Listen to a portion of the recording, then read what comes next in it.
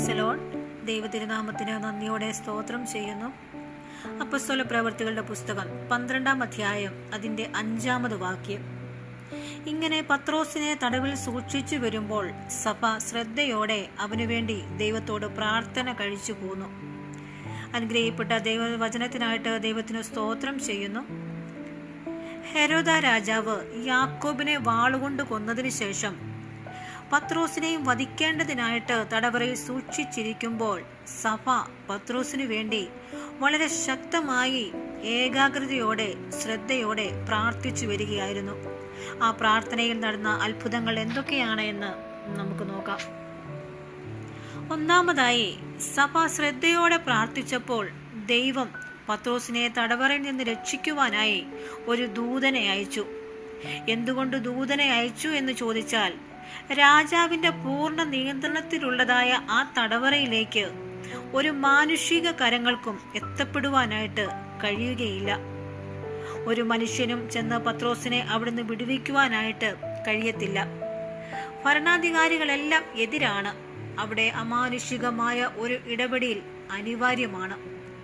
അതുകൊണ്ട് ഏത് വേലിക്കെട്ടുകളെയും ഏത് ദുർഘടങ്ങളെയും നിസ്സാരമായി തകർത്ത് അകത്ത് കയറുവാൻ കഴിവുള്ളതായ ഒരു ദൂതനെ തന്നെ സ്വർഗത്തിലെ ദൈവം പത്രോസിന്റെ വിടുതലിനു വേണ്ടി പ്രാർത്ഥനയുടെ മുമ്പിൽ അയക്കുന്നതായി നമുക്ക് കാണുവാൻ കഴിയുന്നു.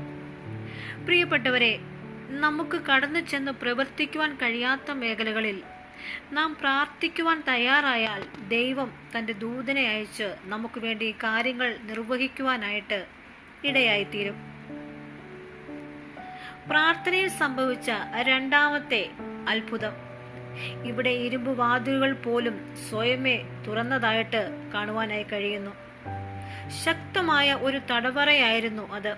1-ാം കാവലുണ്ടായിരുന്നു, 2-ാം കാവലും ഉണ്ടായിരുന്നു.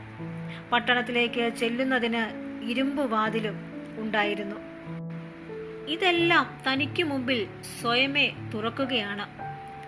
ആരെങ്കിലും ഒന്ന് താക്കോൽ ഉപയോഗിച്ച് തുറന്നാൽ മാത്രം തുറക്കപ്പെടേണ്ടതായ ഈ വാതിലുകൾ പ്രാർത്ഥനയാൽ സ്വയം തുറക്കപ്പെടുന്നതായിട്ട് കാണുവാനായി കഴിയുന്നു. പ്രാർത്ഥനയുടെ അനന്ത സാധ്യതയാണ് ഇവിടെ കാണുവാനായിട്ട് കഴിയുന്നത്.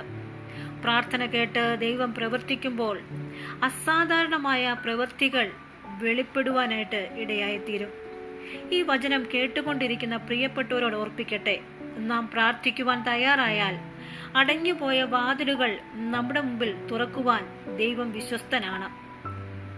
മൂന്നാമതായിട്ട് നാം കാണുന്നു, ആത്മാർത്ഥമായ ദൈവസഭയുടെ പ്രാർത്ഥന സ്വർഗത്തെ അസാധാരണമായ പ്രവൃത്തികൾ ചെയ്യുവാനായി പ്രേരിപ്പിക്കുന്നുവെന്ന്. ഇവിടെ ഇതാ പത്രോസിന്റെ ജീവിതത്തിൽ ഒരു അസാധാരണമായ അത്ഭുതമാണ് സംഭവിക്കുന്നത്. പടയാളികൾ അറിഞ്ഞില്ല എന്താണ് സംഭവിച്ചത് എന്ന്. ശക്തമായ കാവലും ചങ്ങലയും ഇരുമ്പഴിയും ഒക്കെ ഉണ്ടായിട്ടും അതിനെയെല്ലാം നിഷ്പ്രഭമാക്കിക്കൊണ്ട് പത്രോസ് അത്ഭുതകരമായി അവിടുന്ന് വിടുവിക്കപ്പെടുകയാണ്. അസാധാരണവും അമാനുഷികവുമായ പ്രവൃത്തിക്കു വേണ്ടി സ്വർഗം അവിടെ ഇറങ്ങി വരികയായിരുന്നു. പ്രിയപ്പെട്ടവരെ, നമ്മുടെ പ്രാർത്ഥനയ്ക്ക് സ്വർഗത്തെ ചലിപ്പിക്കുവാനായിട്ടുള്ള കഴിവുണ്ട്.